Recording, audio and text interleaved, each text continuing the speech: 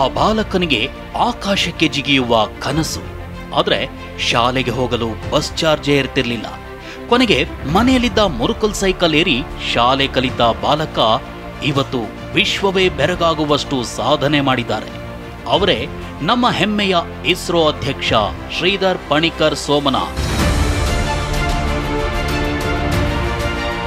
1963ರಲ್ಲಿ ಕೇರಳದ ಅಲಪ್ಪುಳದಲ್ಲಿ ಜನಿಸಿದ S Somnath ಕೊಲ್ಲಂನ ಟಿಕೆಎಂ college of ಇಂಜಿನಿಯರಿಂಗ್ನಲ್ಲಿ ಮೆಕ್ಯಾನಿಕಲ್ ಇಂಜಿನಿಯರಿಂಗ್ ಪದವಿ ಮುಗಿಸಿದ್ರು.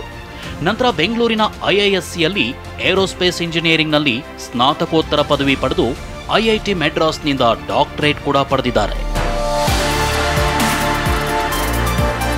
ನಿಮಗೆ ನೆನಪಿರಬಹುದು, ಸರಿಯಾಗಿ 1 ವರ್ಷದ ಹಿಂದೆ ಇಡೀ ಜಗತ್ತೇ ಭಾರತದತ್ತ ತಿರುಗಿ ನೋಡುವಂತೆ ಮಾಡಿದ್ದು, ಇಡೀ ದೇಶವೇ ಸಂಭ್ರಮಿಸಿದ್ದು ನಮ್ಮ ಹೆಮ್ಮೆಯ ಇಸ್ರೋ ವಿಕ್ರಮ್ ಲ್ಯಾಂಡರ್ನ ಚಂದ್ರನ ಅಂಗಳಕ್ಕಿಳಿಸಿದ ಕ್ಷಣ.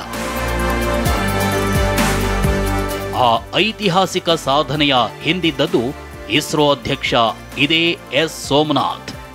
4 ದಶಕಗಳಿಂದ ಇಸ್ರೋದಲ್ಲಿ ಸೇವೆ ಸಲ್ಲಿಸುತ್ತಿರುವ ಎಸ್ ಸೋಮನಾಥ್ ಚಂದ್ರಯಾನ 1, 2, 3, ಮಂಗಳಯಾನ ಹಾಗೂ ಇತ್ತೀಚೆಗೆ ಉಡಾವಣೆಯಾದ ಆದಿತ್ಯ L1 ಅಂತ ಇಡೀ ಜಗತ್ತೇ ಮೆಚ್ಚುವಂತ ಮಹತ್ವದ ಯೋಜನೆಗಳ ಮುಖ್ಯ ರೂವಾರಿ.